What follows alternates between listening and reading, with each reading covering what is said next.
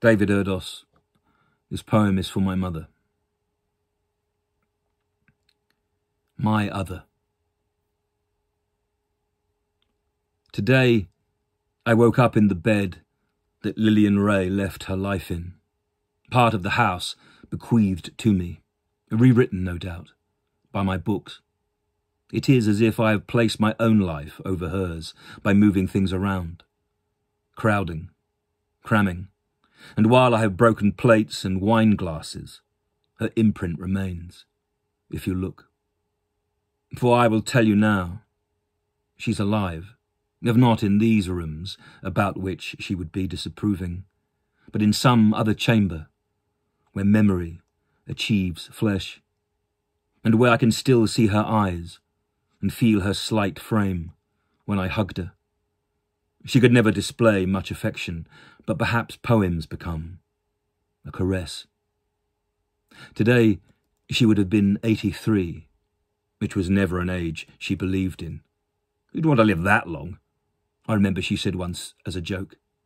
And yet, as soon as her 73rd candle was snuffed, I knew she would have striven for others. Despite age, fading glamour, she bridled beneath cancer's stroke. If I raise my head to the left, I can see one of her last healthy photographs looking at me. If I look up from this laptop, I can see her holding me at 6 months.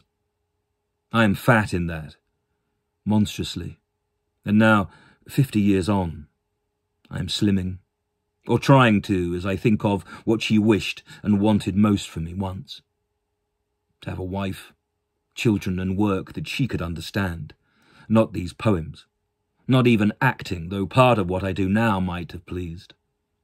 For I have worked and travelled well for 5 years, as she did with my dad, before David. And while poor Tommy died 18 years before her, they shared her ending through the other contagion we face, grief's disease. She carried their story on, told, no doubt, to an angel, or to whatever it is that will visit in that other place she now is. Where the things that she built and worked for since the age of 15 return to her. It is a place I can see thinking of her, and it would be open to me with a kiss.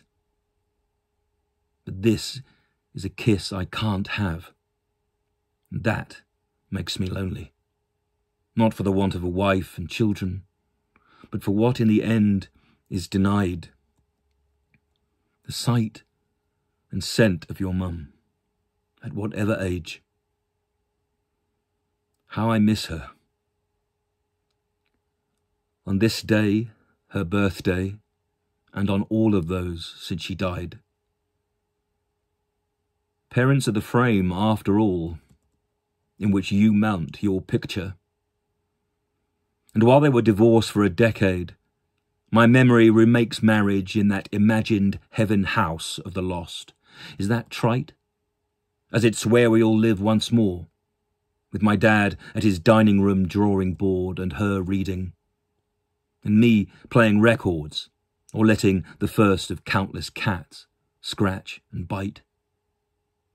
I can see it now as I type, draped in curtains of shadow. A house for the haunting, for which I admit I crave, every night. But there has been no sign, none at all, in nearly 10 years of waiting. And so I create it in the strange hopes I have as I write.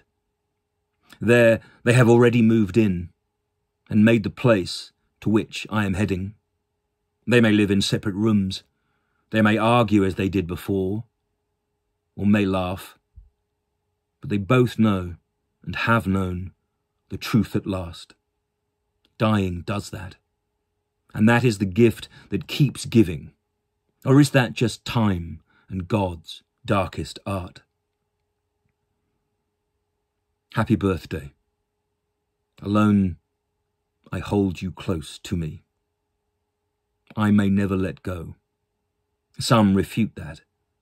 But as the glass is drained, there's still spill. In the dream drink we all share, and which I raise now, Mummy, to you. You are my secret self.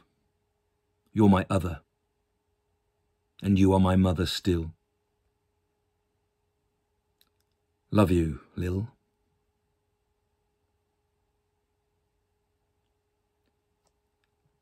David Erdos, December the 28th, 2021.